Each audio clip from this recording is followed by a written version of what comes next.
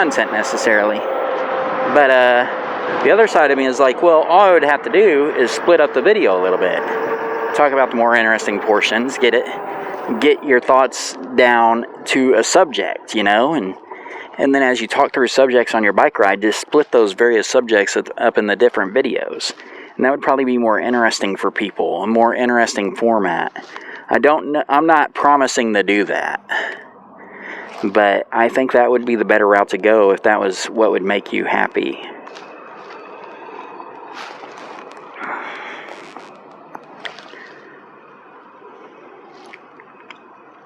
I'm so glad I hooked the camera up, even though I'm not wearing the chest harness.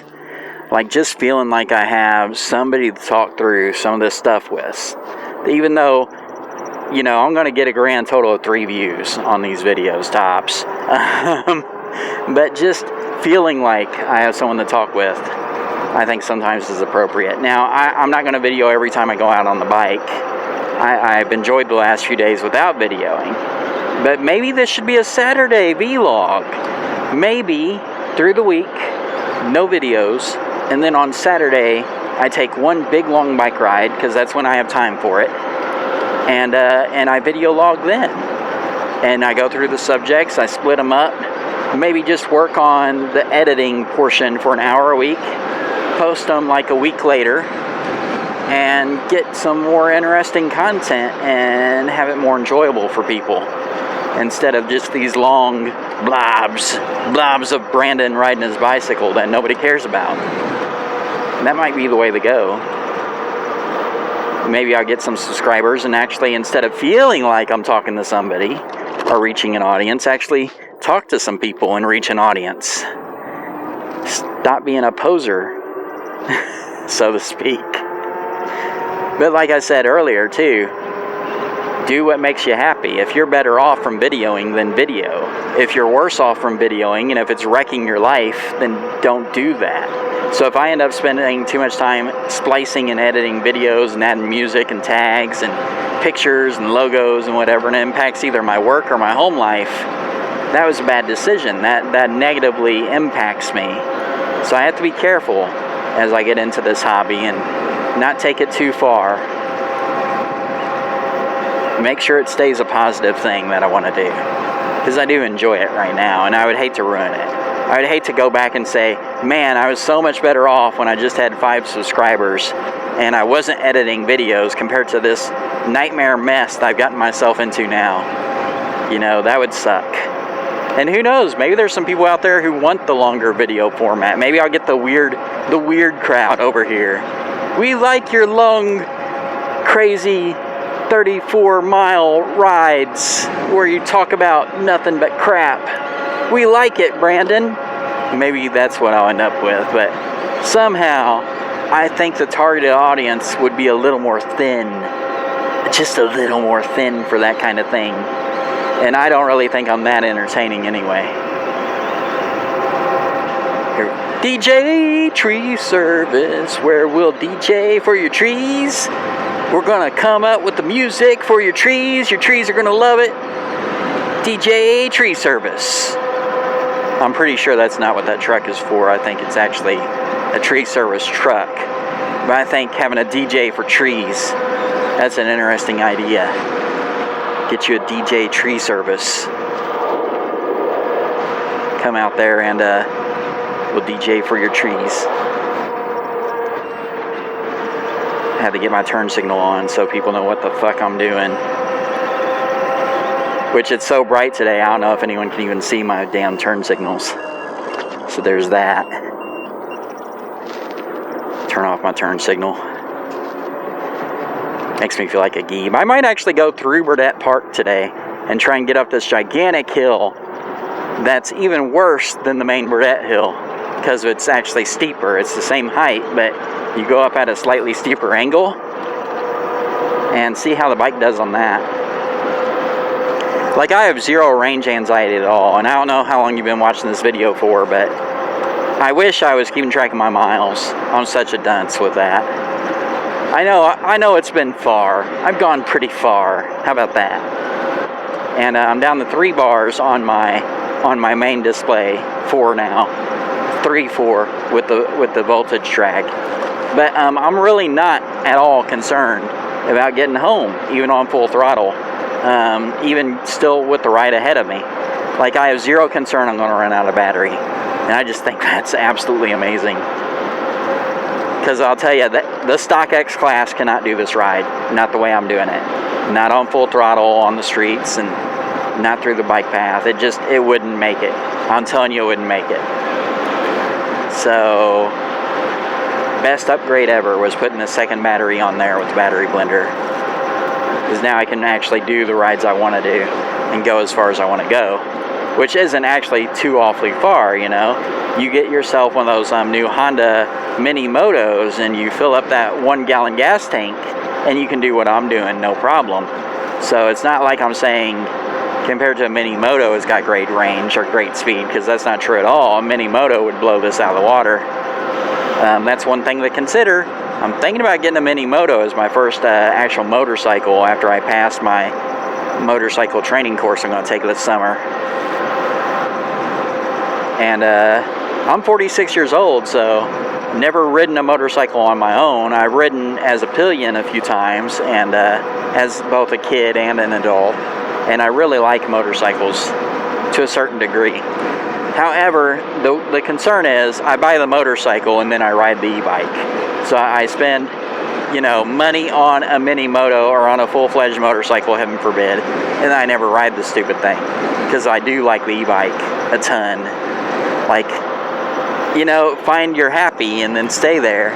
And am I moving away from happiness by thinking about or considering motorcycles? I don't know. Because I don't want to move away from being happy. I want to move towards it. But $1,800, that's all some of those Mini Motos cost, brand new, is like $2 grand. $2 or $3 grand for a Mini Moto might be worth a shot. Try it out, see if you like it, and then you might go, ooh, I didn't go big enough. But insurance and cost on a big motorcycle, a big bad motorcycle, that's pretty extreme. Do I want to get wrapped up in things that make me unhappy? I'm not sure. Because even though I might enjoy the motorcycle just as much as the e-bike, or maybe slightly more, I'll tell you, I won't enjoy the bills. I won't enjoy the insurance. And I won't enjoy the, $10,000 to $20,000 price tag on a large bike. I won't enjoy that at all. And financing and all that stuff. Man, that's not something I necessarily want to get into. But, stick with my channel. You'll see what I do. I might come back a week from now and go, forget motorcycles after a bad e-bike crash. E-bikes are bad enough. So I'm going to actually go through the park today, which I don't usually do. I do not usually ride through here. But today, I'm going to.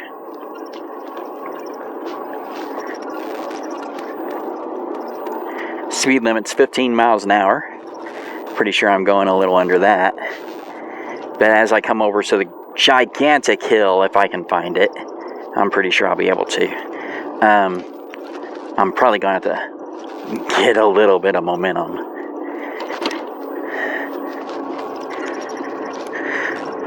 It's so dry today. It's been wet a lot here lately. I should show you guys this miniature little thing that they have for kids. I bring my grandkids and my nieces and nephews. I only have one grandkid and she hasn't been to it yet. She's brand new. She just got here. But my nieces and nephews have been over here. Hang on, let me show you this thing. I enjoy this thing a lot.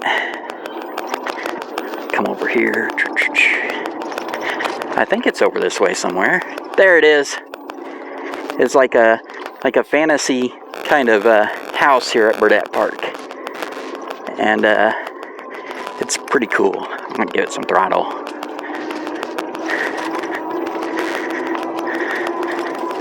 Do not enter. Sorry, no speak English.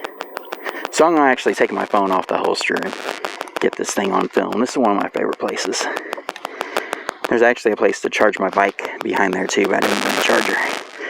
So up here, they got this beautiful kid-friendly cottage looking thing with benches and water features and windows, and I think it's just marvelous. Kudos, Burdette Park. This was so clever and unique and cool.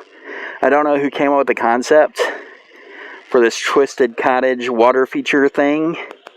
But man, I love bringing kids here. They enjoy it a lot until they slip on the rocks, which I'm not going to say if that's happened or not. They got a little playground over there too, but that's more common, more typical playground features. We're not so interested in your typical everyday kids play park, but I thought that was interesting enough to pull off the beaten path and just show.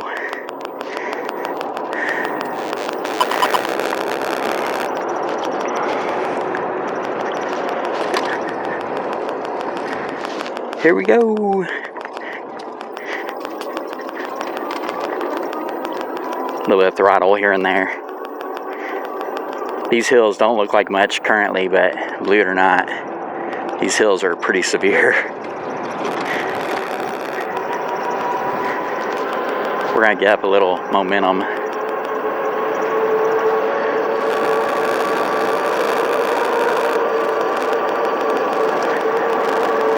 And now we're gonna slow way the fuck down because I forgot how severe this turn is.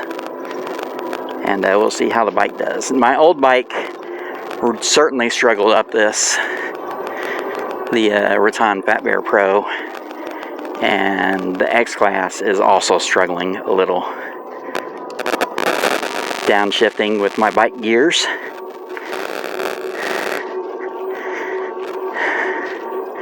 I'd say it's a less of a struggle on the X-Class.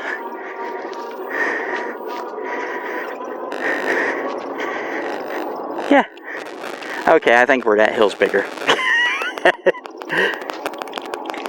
I think the main hill's a little bigger than that one, but that's a nice sized hill. Turn up my pedal assist to 3 until I get over on the actual bike trail.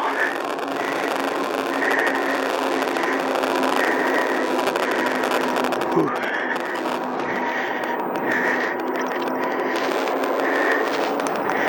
Camping area. I hope to get a camper someday soon. Christy does not want to camp here because it's too close to home. But I think that's the only reason.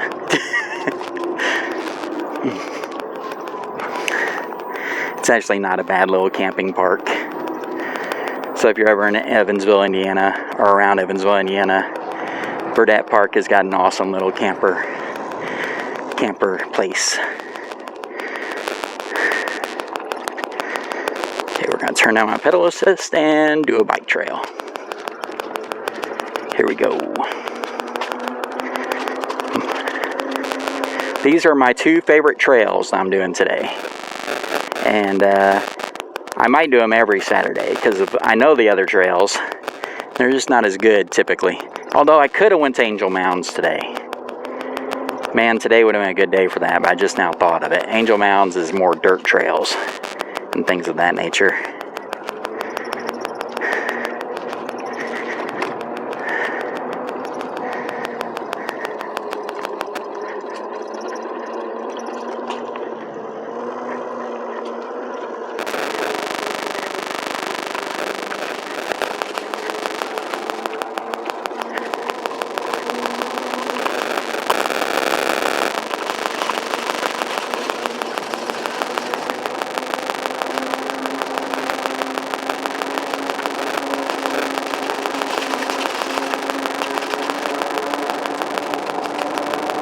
Lots of people out here today because the weather is slightly better than it's been.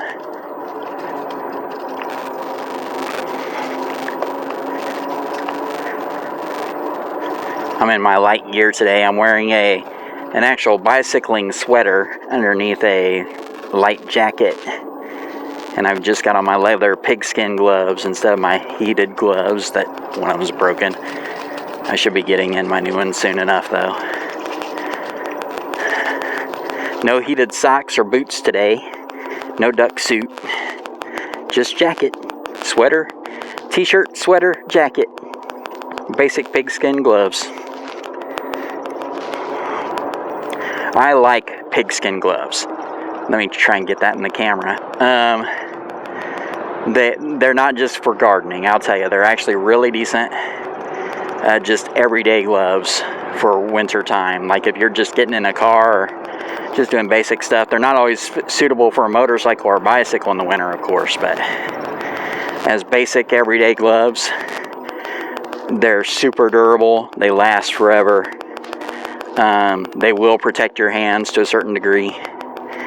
They're actually extremely comfortable and extremely nice. They're just ugly. I think that's why they're not popular.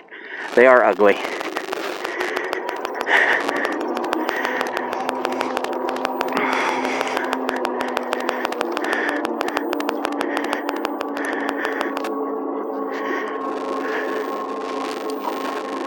Downshifting my bicycle gear.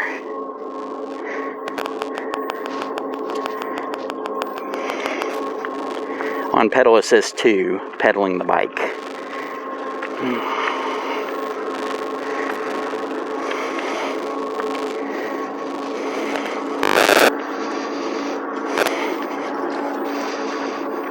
But yeah, now I've owned a Cafe Racer e-bike, I don't think I'll ever go back to a bicycle again. I don't see a need for it.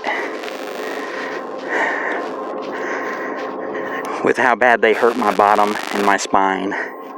Even full suspension, even with Cloud 9 seats and whatever. I even had a suspension seat post. I had everything.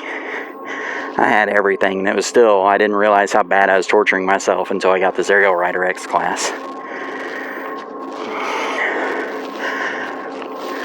I'd rather not torture myself on purpose, thanks. Just ride a bike that's better suited for my ass. Thank you very much.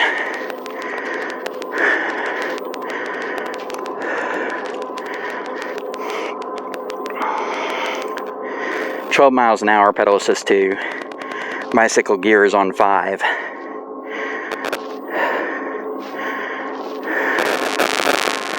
Going uphill. It's pretty severe. I don't think you guys can tell that, because the bike angle changes with the hill angle.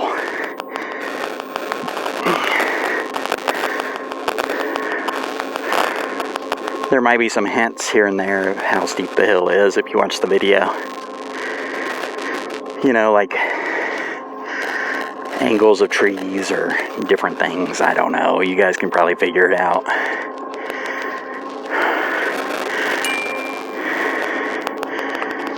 Thank you. Now, the X-Class bell that it comes with. Let me talk about that. The bell on the X-Class, the basic black bell, the 48 volt and probably the 52 volt as well. Catching my breath. It's a left-hand bell. It's a left-hand bell that they put on the right-hand side. And because of that, it's basically out of your thumb's reach. So what I did is, I not only moved the left-hand bell over to my left side, but I attached a different right-hand bell. So I actually have 2 bells on my bicycle. I put the left-hand bell where it belongs, over on the left side, which you have to mount it kind of perpendicular, so you don't mount it upright. You mount it sideways underneath. Heck, you guys saw my bike on video earlier. Maybe I'll show you here in a few minutes. But you mount it underneath your speed gauge, where your left thumb can get to it easily. And then my right bell is an actual right-hand bell. So, and it's a different design. I do not know what kind of bell I have. I'm sorry, I bought it at Walmart. And I didn't track it. I've looked for what kind it is. Maybe I'll look again and figure it out. But it's just a basic bell. I may actually take the main road home after I get done with the trail today. Maybe just do the trail one way, because I do enjoy laying on the throttle sometimes. It's not that I'm old and tired. Shut up. That's not it.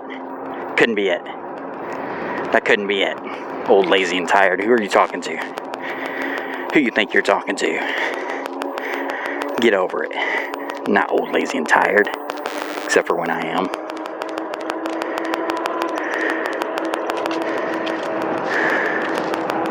There's no one here to usher me on, so I get to decide my own way If we were on a group ride, it would be like one of those committee things, but we're not there. We're not there. And usually those pre-plan the route anyway.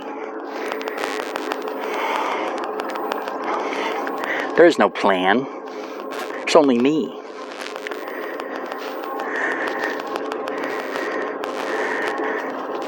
Actually, I think I'll even skip USI today. Not because I'm lazy, but because, no, it's a pretty good stretch. Like, in my mind, I'm thinking it's such a short way anyway. And then the other side of my brain is, nah, dude, it's like half the distance you just went on this trail. So we're going to do it because of, I think in my mind, it's shorter than it is in reality.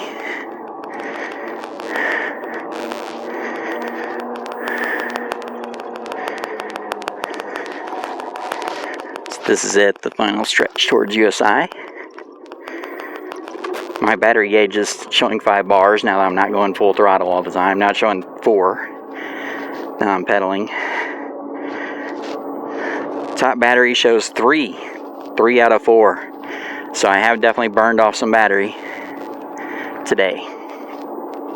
When my top battery gets down to 1 out of 4, I really need to turn it off because of what I read on the Spark Cycle Works site. But it's not there yet. And then my plan is maybe that's like on the battery blender homepage from the people who actually sell it, they don't mention all that stuff. On Spark Cycle Works, they do mention a few caveats, like it'll burn down to equilibrium and they'll burn off both, but before your top battery gets down too low, turn it off because it'll continue to try and burn. So I think I'll go with that advice, and then I'll hold the top battery in reserve. Like say I do have to turn the top battery off because it gets a little low, and then I'm just running on the bottom battery. Well, if the bottom battery runs out, I'll just turn the top battery back on and then use that as reserve, and we'll see what happens if that ever comes up. But as short distances as I go, especially with it being winter, and I don't really plan on any super long winter rides. Heck, I'm actually being super modest in all things because it's winter. I'm not too worried about that. So next year, whenever summer rolls around, whenever I'm going out to Mount Vernon, or whenever I'm trying to make it all the way to the edge of Newburgh, or who knows where I'll go, I'll probably plan out some nice little trips next year in the summer. But, you know, this weather's going to turn as soon as that sun goes down, and that will happen eventually. It's absolutely gorgeous right now, though. I'm glad I didn't overdress.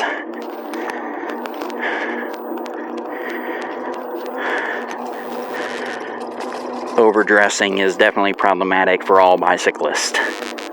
Whether you're an e-bicyclist or a regular bicyclist, don't think it's as big of a deal on a motorcycle. But if you're pedaling a vehicle, you probably a good idea to not overdress. But also don't underdress, because